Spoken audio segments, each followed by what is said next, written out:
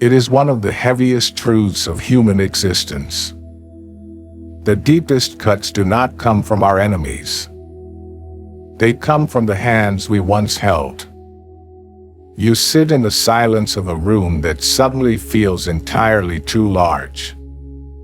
You replay the conversation, the text message, the slammed door, the sudden, cold absence of someone who was supposed to be there. A sibling who turned their back when you needed them most. A child you raised who now looks at you as a stranger. A partner who broke a vow they swore to protect. The pain is suffocating. Not because of what was done, but because of who did it. If a stranger wrongs you, you can brush it off.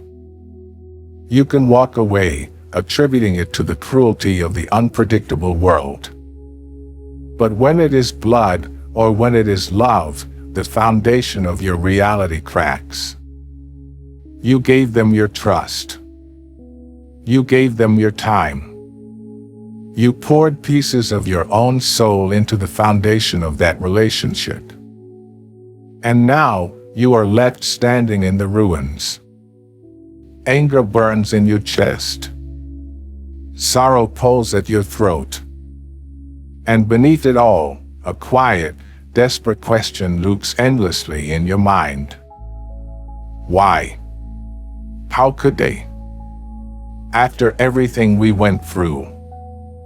After everything I gave. This pain is unique. It is a betrayal that rewrites your past and darkens your future. It makes you question your own judgment. It makes you wonder if you were ever truly loved at all. But inside this shattering pain lies a hidden, profound opportunity. An opportunity ancient philosophers recognized thousands of years ago. The Stoics did not promise a life free of betrayal.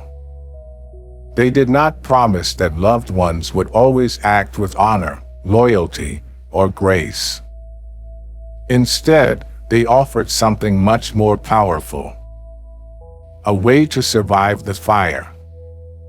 A way to rebuild the fortress of your mind, brick by brick, even when those closest to you have torn it down. The Stoic philosopher Epictetus once said that it is not events that disturb us, but our judgments about them. But when a loved one hurts you, this philosophy can feel almost insulting. How can it just be a judgment? The pain in your chest is real. The betrayal is a physical weight. When a stranger offends us, our defenses are already up. We walk through the world wearing armor. We expect a certain level of friction from the outside world. But with our family, our children, our closest friends, we take that armor off. We invite them into our inner sanctuary.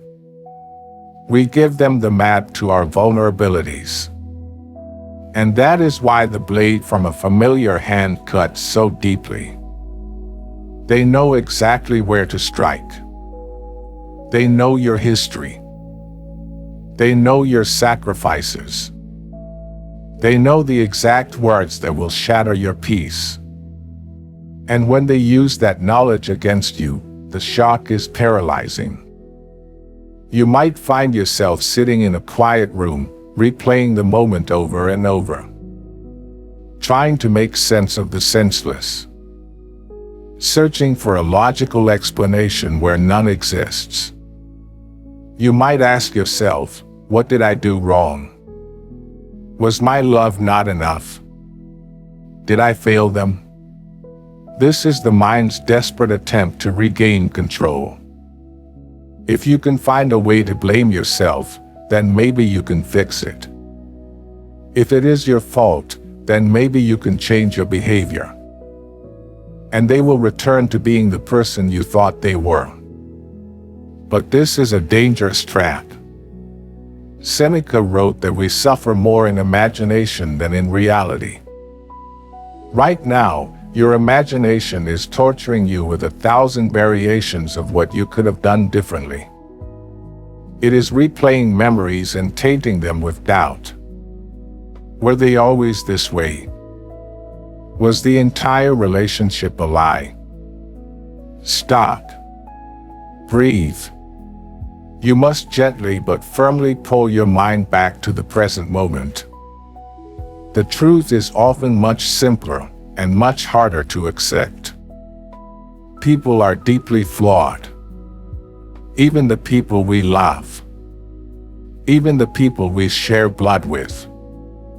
They carry their own unresolved trauma. They are driven by their own fears, insecurities, and selfish desires. Their actions are a reflection of their internal state, not a measure of your worth.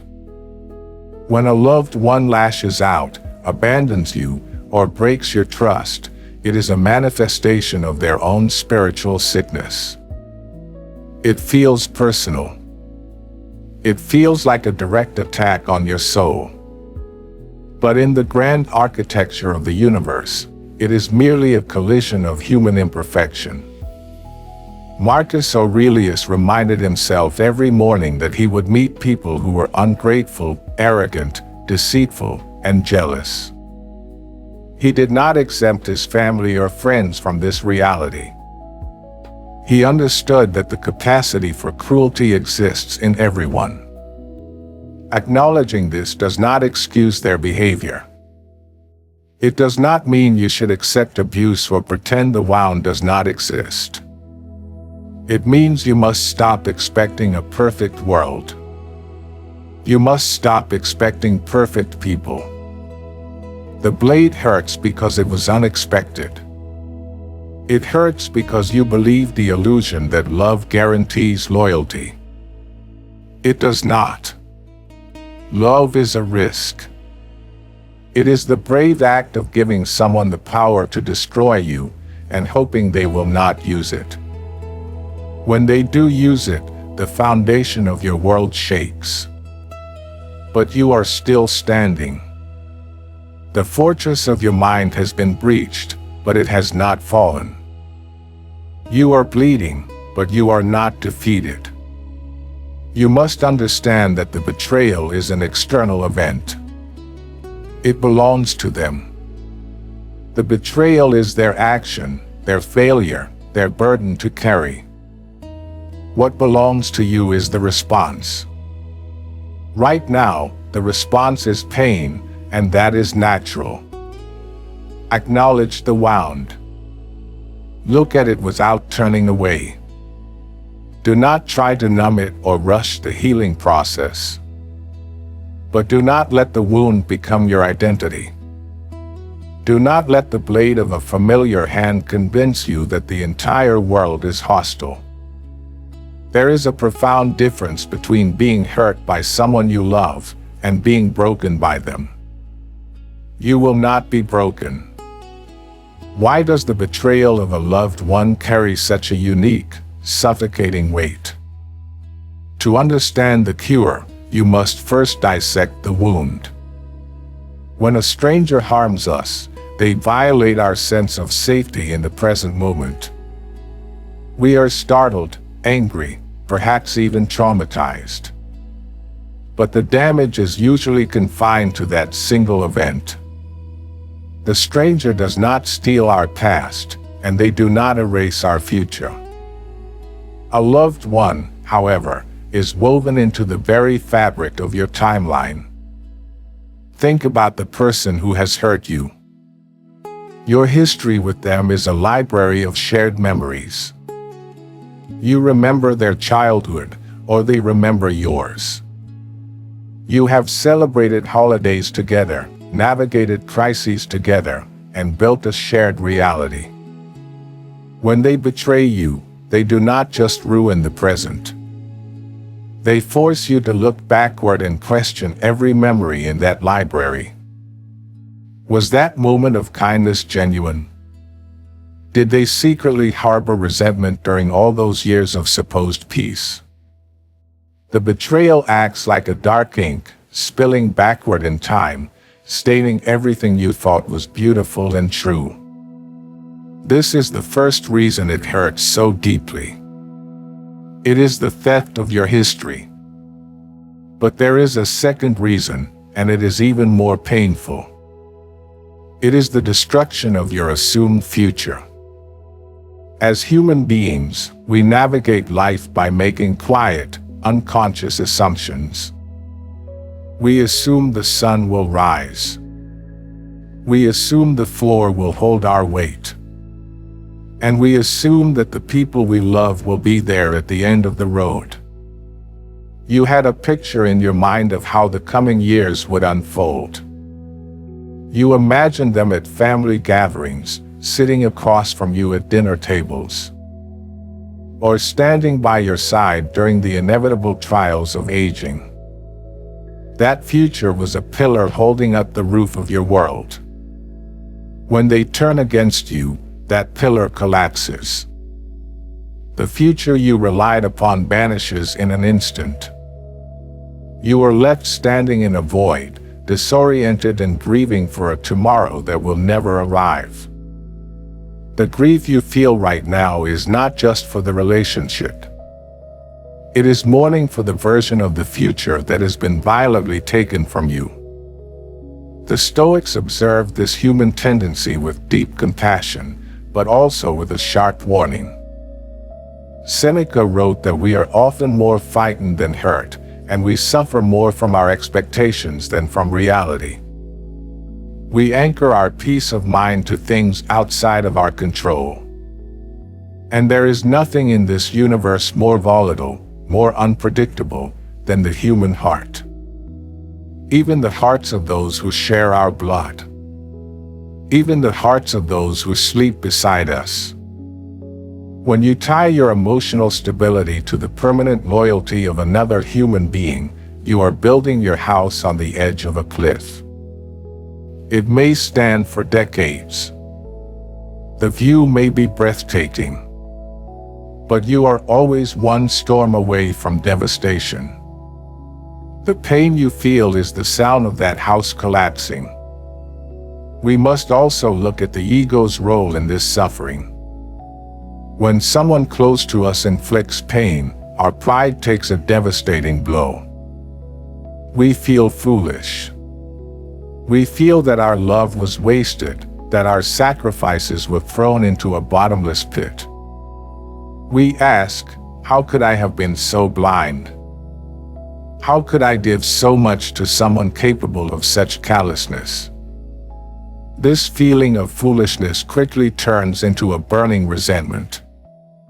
You want them to realize what they have done.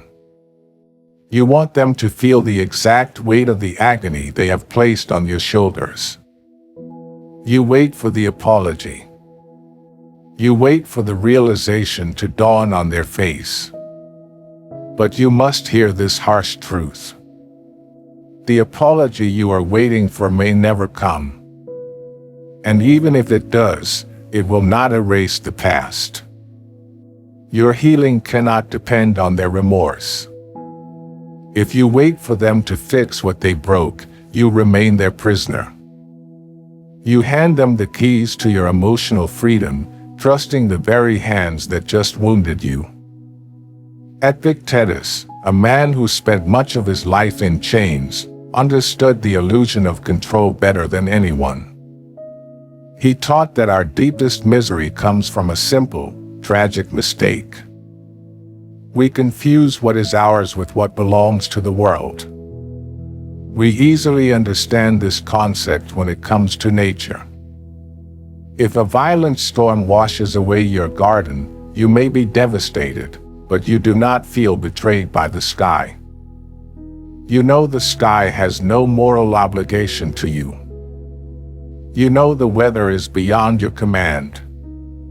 But when it comes to the people we love, we lose this wisdom entirely. We believe that because we have given them our hearts, we somehow own their choices. We create silent, invisible contracts in our minds. We say to ourselves, I gave you my youth, so you owe me your loyalty. I supported you when you were weak. So you must stand by me when I fall. I raised you, so you owe me your respect. These expectations feel just. They feel completely fair. But the universe does not recognize them. The universe does not enforce the emotional contracts of the human heart. The Stoic mirror is incredibly difficult to look into because it forces us to confront our own hidden arrogance. It is a quiet, loving arrogance to believe that our affection can permanently bind another person's free will. When a loved one betrays you, they shatter that mirror. They force you to see that they are not extensions of your own life. They are separate, autonomous beings, entirely capable of making choices that will devastate you. You expected them to be the anchor of your life. But you anchored your ship to another moving vessel instead of to the solid ground of your own character. When their ship sailed away or deliberately crashed into yours, you were dragged down into the dark water with it. This is the core of your suffering right now. You are not just mourning their cruel actions. You are mourning the death of your expectations. You are grieving the terrifying realization that you never truly had control over them to begin with. Marcus Aurelius, Roman emperor who faced treason from his closest generals and deep betrayal within his own family, wrote extensively to himself about this exact pain. He repeatedly reminded himself to see people exactly as they are. Not as he wished them to be. Not as they used to be. Not as they promised they would be. But as they are, in this exact, painful moment. To look at a sibling, a child, or a spouse who has hurt you, and see them clearly, is an agonizing practice. It means stripping away the halo you lovingly placed on their head. It means accepting that they are deeply flawed, mortal, and perhaps fundamentally selfish. But this brutal honesty is the only path to your liberation. If you continue to demand that they be the perfect person you imagined, you will bleed endlessly against the sharp edges of reality. You must drop the expectation. You must release them from the contract they are no longer willing to honor. Does this mean love is pointless? Does this mean we should become cold, isolated, and refuse to ever trust anyone again? No. The Stoics did not advocate for a life without love. They advocated for loving without a desperate attachment to the outcome. You can give your heart to someone, knowing full well that they might drop it. Because the act of loving is your choice. It is within your control. It speaks to your honorable character. What they do with that love speaks only to theirs. Your love was not a mistake. Your generosity, your loyalty, your sacrifices, those were beautiful manifestations of your own virtue. Do not let their failure make you regret your own goodness. The error was only in expecting that your goodness would be a magical shield against their flaws. Now the shield is gone. The illusion is broken. And while the pain is immense, you are, for the first time, finally standing in the absolute truth. The Stoics taught us to divide our perception of the world into two distinct categories. There are things that are up to us. And there are things that are not up to us. When a loved one hurts you, your mind instantly obsesses over the wrong that was committed. You dissect their words. You analyze their actions. You obsess over the timeline of their betrayal. You spend hours, days, perhaps years, arguing with a ghost in your own mind. You demand to know why they acted with such cruelty or indifference. But this obsession is a profound waste of your spiritual energy. You are directing all of your focus toward a domain where you have zero authority. The wrongs of others belong to them. Marcus Aurelius wrote, "The injury of another is his own." It is a simple sentence, but it carries the weight of total emotional freedom. Think about the betrayal you are carrying right now. Whose character did it degrade? Whose integrity was compromised? Not yours. If they lied, the lies stained their soul. If they abandoned you, the abandonment rests heavily on their conscience, whether they admit it or not. Their actions are a reflection of their own spiritual sickness. It is their confusion, their weakness, their failure to honor the bonds of human connection. Why are you carrying a burden that was never meant for your shoulders? When someone hurts you, they hand you a heavy stone. You have the option to set the stone down, acknowledging that it is theirs. Or you can choose to carry it with you for the rest of your life. Right now, by obsessing over their wrongdoings, you are carrying their stone. You are allowing their failure of character to dictate the quality of your inner life. You must realize that their actions cannot harm your inner citadel. Your inner citadel is the core of your being. It is where your honor, your resilience, and your capacity to love reside. No one can enter this citadel without your permission. A child's rejection cannot force you to become bitter. A spouse's betrayal cannot force you to become cruel. A sibling's deceit cannot force you to become deceitful. They can damage your external life. They can disrupt your home, your finances, or your reputation.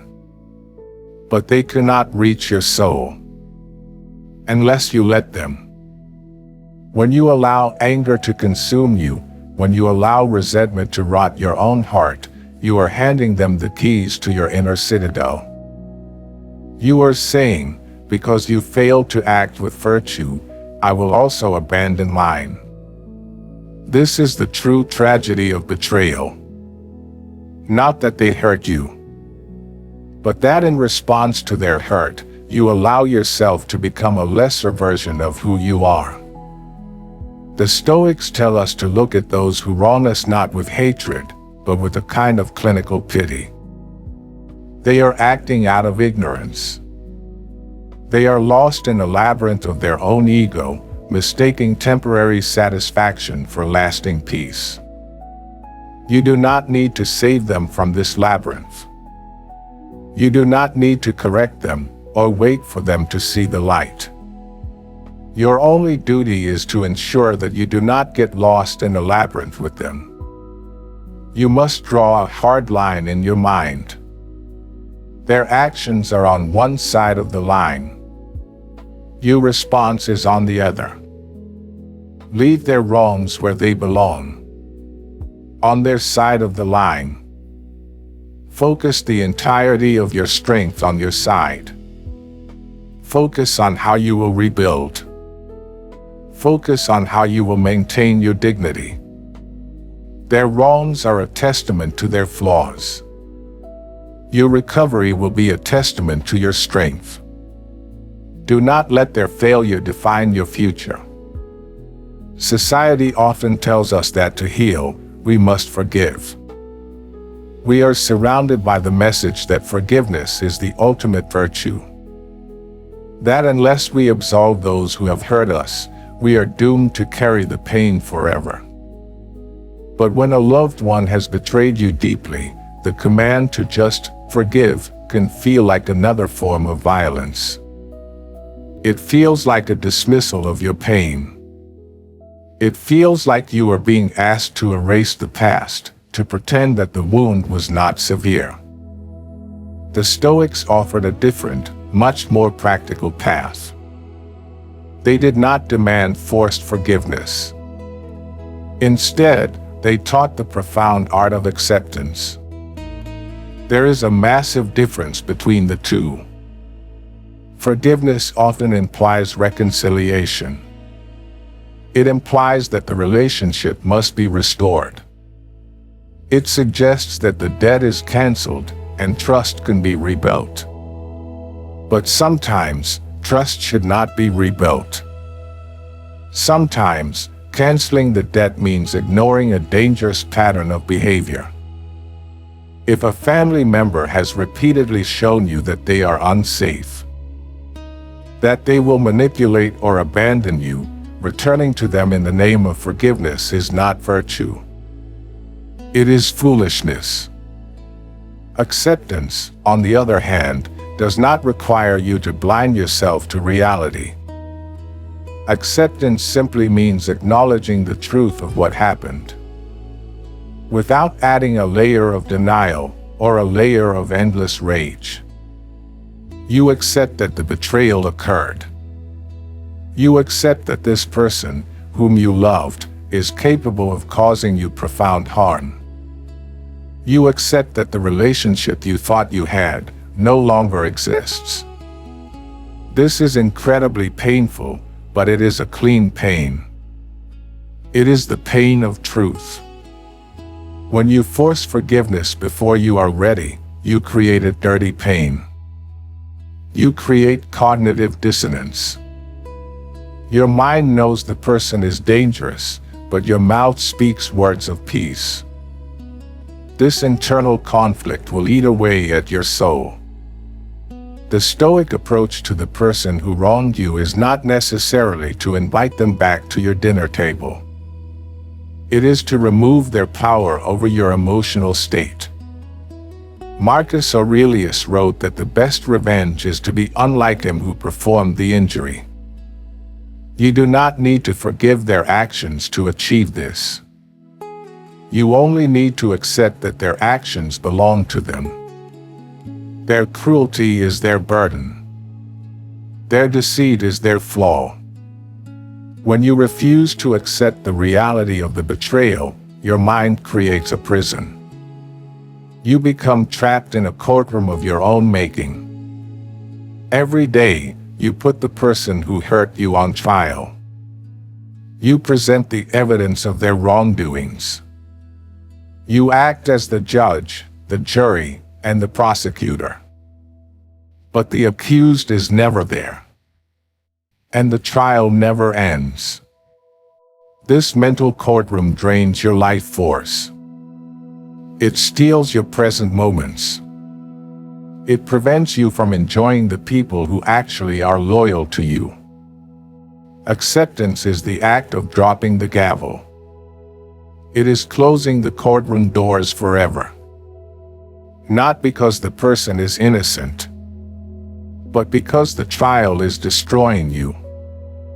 Acceptance is looking at the broken pieces of a relationship and saying, "This is what it is. I will not pretend the glass is whole. I will not cut my hands trying to glue it back together. I will simply sweep it up and step around it." This shift from forced forgiveness to quiet acceptance is where true healing begins. It frees you from the exhausting labor of trying to fix something that the other person broke. It frees you from waiting for an apology that may never arrive. You release them to the consequences of their own character. In the grand order of the universe, every action carries its own weight. They must carry the weight of what they have done. Your only task is to lay down the burden of trying to change the past. You can love someone from a distance. You can wish a sibling well without ever speaking to them again. You can pray for a child's happiness without allowing them to destroy your peace. Acceptance is the boundary that protects your inner world. It is the realization that you cannot control their heart, but you have absolute sovereignty over your own. Let go of the pressure to forgive right now. Focus only on accepting the reality of the present moment. In that acceptance, you will find a quiet, unshakable peace. Marcus Aurelius spoke often of the inner citadel. It is the fortress of your mind, a place of absolute sanctuary where your reason, your virtue, and your true self reside. No external army can conquer it. No storm can wash it away. The only way the walls of this citadel can be breached is if you open the gates from the inside. When a loved one hurts you, it feels as though your citadel has been violently invaded. They brought chaos into your sanctuary. They brought disrespect, betrayal, and pain into the very core of your life. But you must look at this situation with brutal, stoic honesty. They did not break down your walls. You handed them the keys. Because you loved them, you gave them unchecked access to your emotional state. You allowed their actions to dictate your peace. You tied your happiness to their behavior, your worth to their validation, and your security to their loyalty. Think of the immense power you have surrendered. You wake up, and your first thought is of what they did. Your mood for the entire day is dictated by whether or not they reached out. Your peace is entirely dependent on someone who has already proven they are careless with your heart. This is a form of emotional slavery. Reclaiming your inner citadel means walking to the gates and taking those keys back. It means recognizing that while you cannot control what they do outside your walls, you have absolute, sovereign authority over what happens inside. Right now, the enemy inside your citadel is not the person who hurt you. It is your own unchecked thoughts.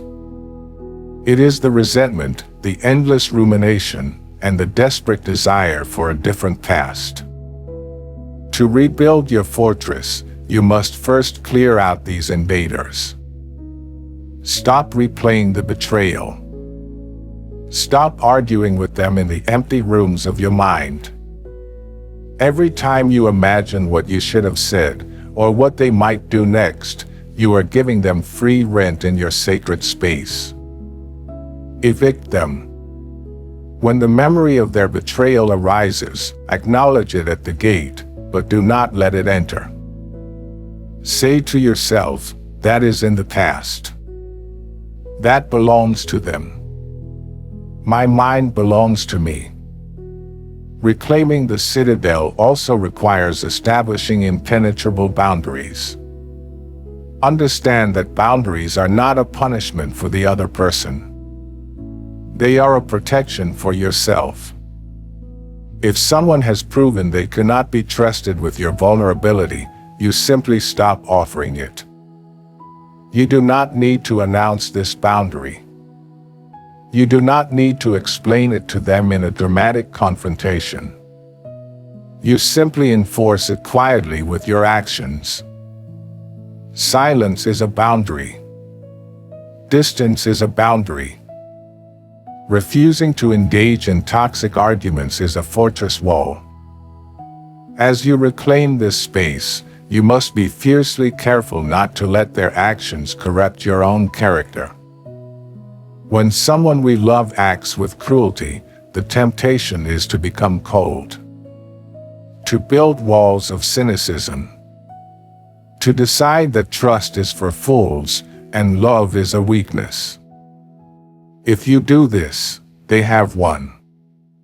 If their betrayal turns a loving, generous person into a bitter, isolated one, then they have not just hurt you. They have destroyed you. True strength is maintaining your warmth in a cold world. True resilience is remaining generous, even when you have been robbed. You do not continue to be good for their sake. You continue to be good for your own sake. Because goodness is the very foundation of your citadel. Protect your character fiercely. If they lied, you become more committed to the truth. If they were selfish, you practice greater empathy. Use their failure as a negative template. Let it show you exactly the kind of person you refuse to become.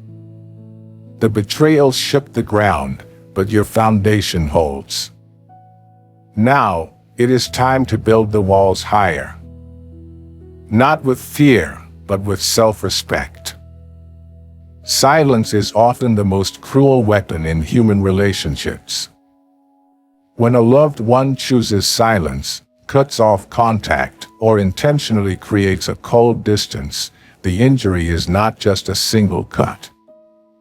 It is a prolonged torment of the mind. You check your phone unconsciously. You wait for a ring, a message, or any sign that they still care. But the only response is a suffocating emptiness. This silence activates the darkest parts of your mind. It forces you to overthink, spawning 1,000 unanswered questions. What are they thinking? Are they remorseful?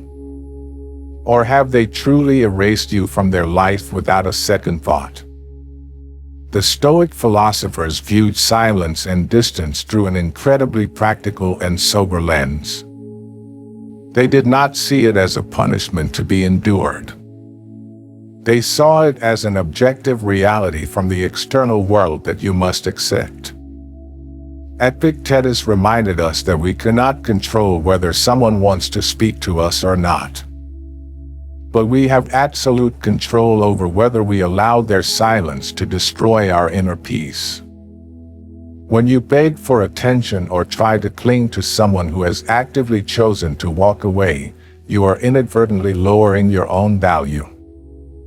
You are handing them a message that says, "My peace depends entirely on your charity and pity." Reclaim control of your mental fortress. Distance is not always a terrible thing. From a deeper perspective, sometimes the universe uses their silence to protect you from greater harm. It creates a necessary space for your wound to stop bleeding. It allows chaotic emotions to settle. It gives you the clarity to view the relationship without being blinded by attachment. Instead of trying to fill that void with anxiety, panic, or anger, turn it into a space of inner stillness. Remember the words of Emperor Marcus Aurelius. Look within. Within is the fountain of good, and it will ever bubble out, if thou wilt ever dig. Their silence is their choice. It reflects their own internal gridlock, an inflated ego, or their own unhealed wounds. It is absolutely not a measure of your worth, your goodness, or your kindness. If they need distance, give them distance. Do not chase them. Do not try to text, call, or show up to explain yourself when the other person has intentionally locked the door to their heart. Attempting to break the silence out of desperation only feeds their ego while weakening your own self-respect. Accepting the distance means agreeing to live with unanswered questions. You accept that some relationships will end in ambiguity. Without a clear goodbye. Without the complete reconciliation you desperately desired. And that is perfectly fine.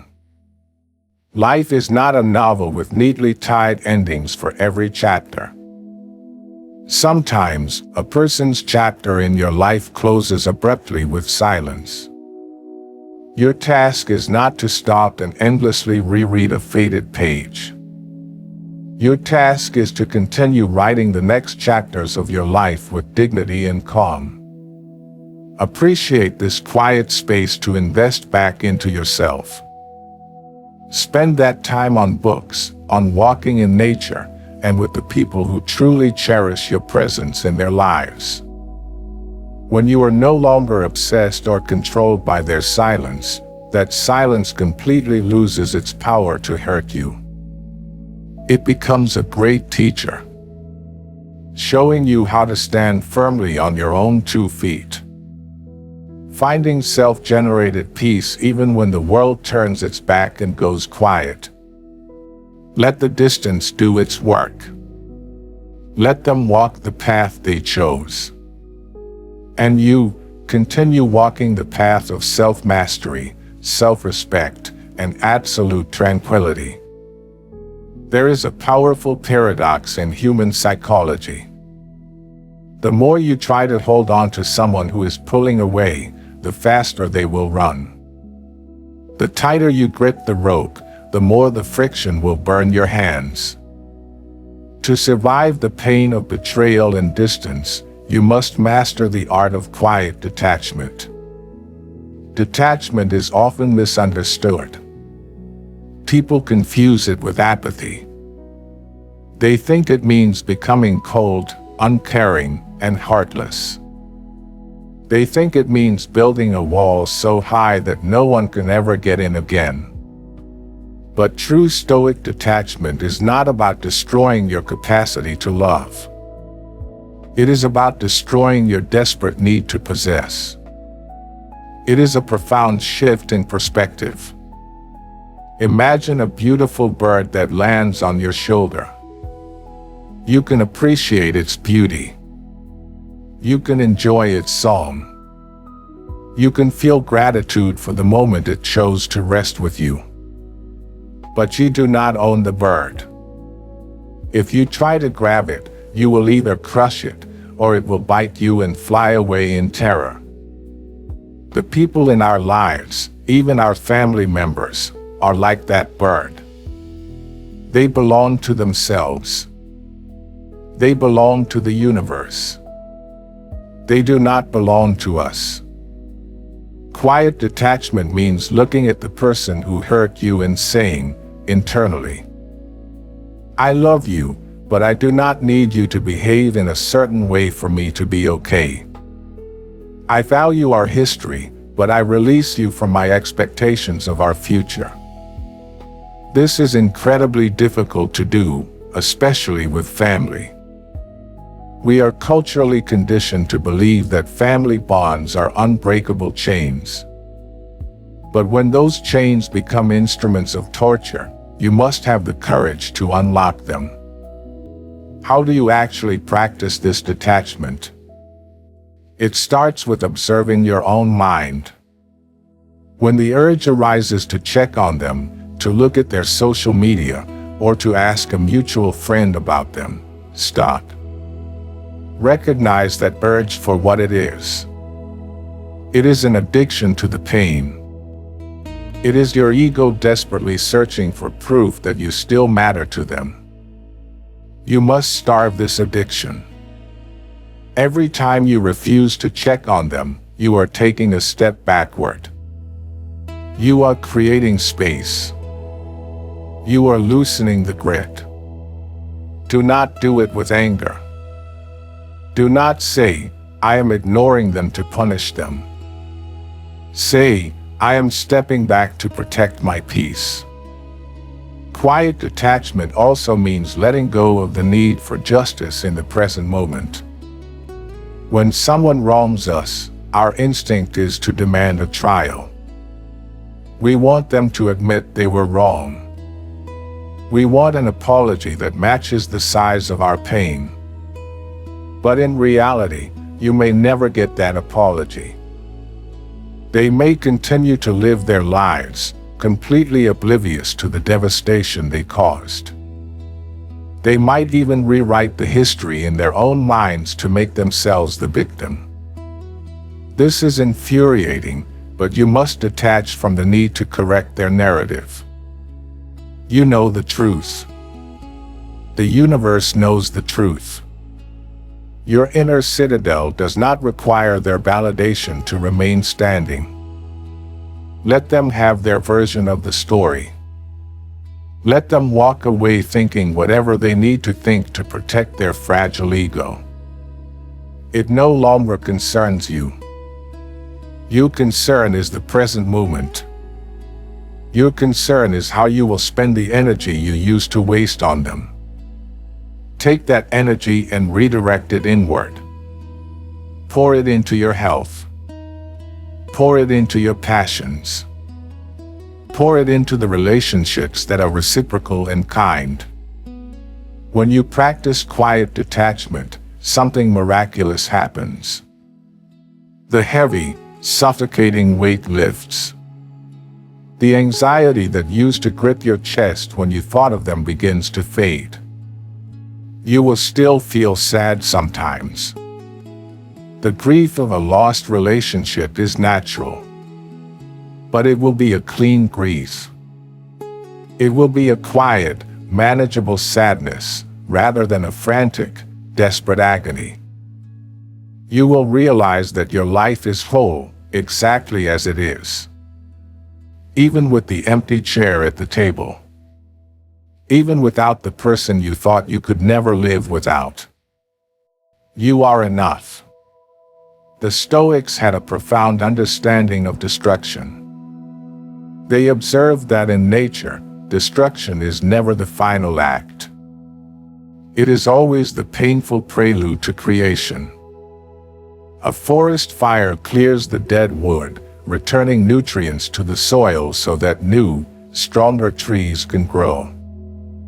When a loved one betrays you, they are the fire. They have burned down the comfortable, familiar structures of your life. They have destroyed your assumptions about loyalty, about family, and about your own future. Right now, you are standing in the ashes. The air is thick with smoke, and the ground is scorched. It is terrifying. But it is also the most fertile ground you will ever stand on.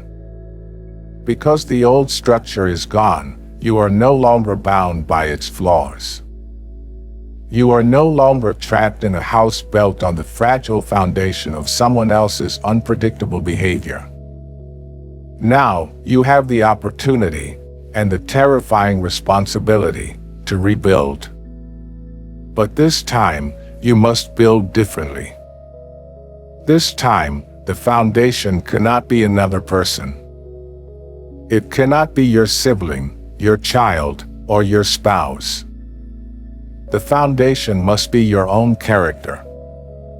It must be your own unbreakable commitment to virtue, resilience, and inner peace. How do you begin this rebuilding process? You start small. You start with the quiet, unglamorous disciplines of daily life.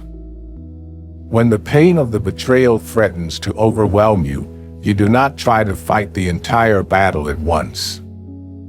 You simply focus on the next right action. You get out of bed. You wash your face. You treat the person at the grocery store with kindness.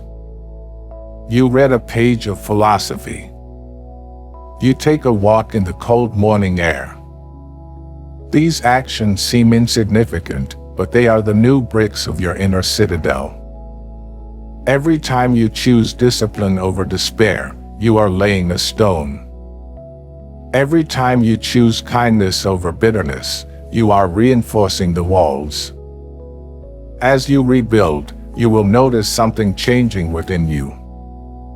You will realize that the betrayal did not destroy your capacity to love. It only destroyed your naivete.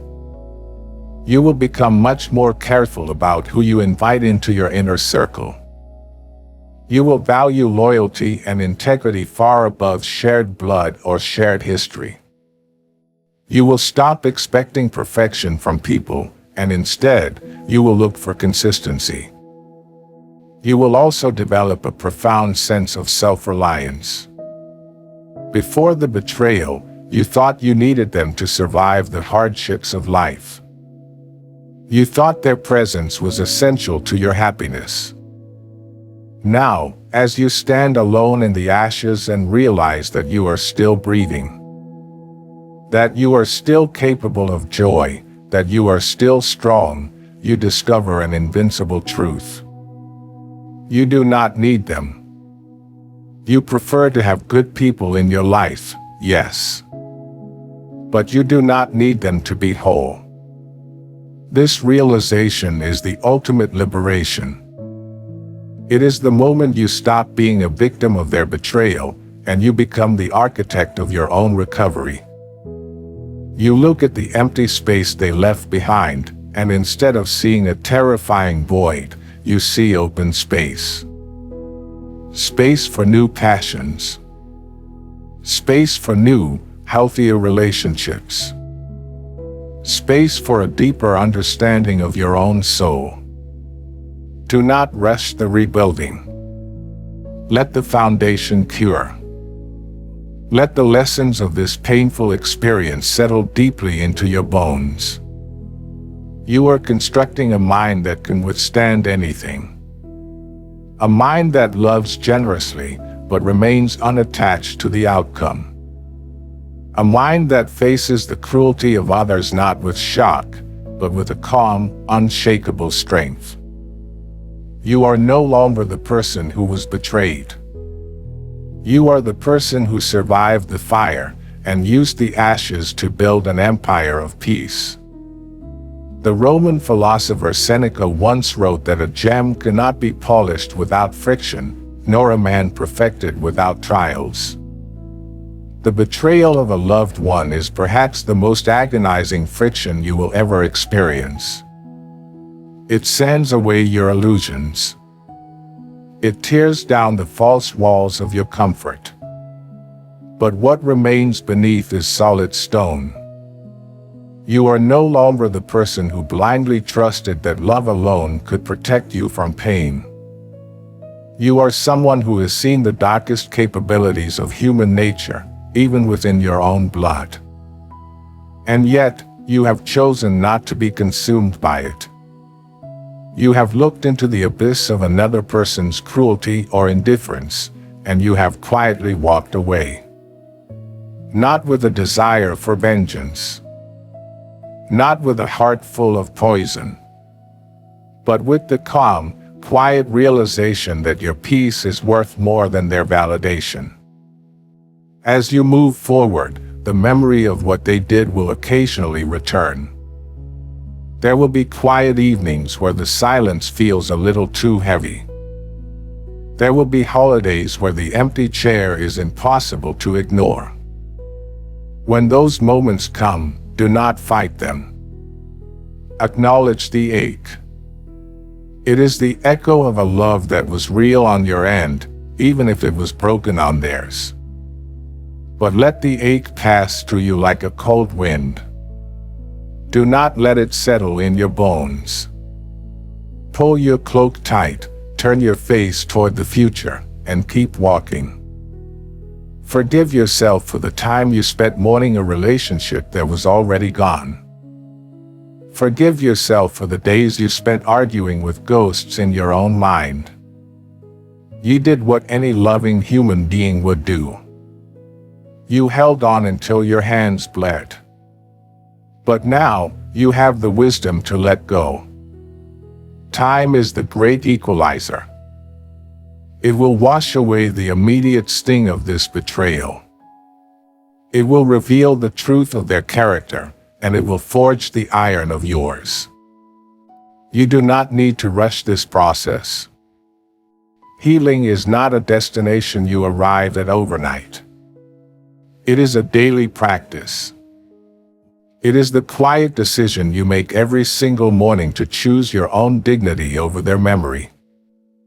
The Stoic path is not about pretending you were never hurt. It is about refusing to let the wound dictate the rest of your life. Your life is a canvas that belongs entirely to you. They spilled dark ink on a corner of it. But the rest of the canvas is blank, waiting for you to paint something beautiful, something resilient, and something entirely your own. Keep building your inner citadel. Keep tending to the quiet garden of your own character. Be generous to those who earn it. Be kind to the strangers you meet.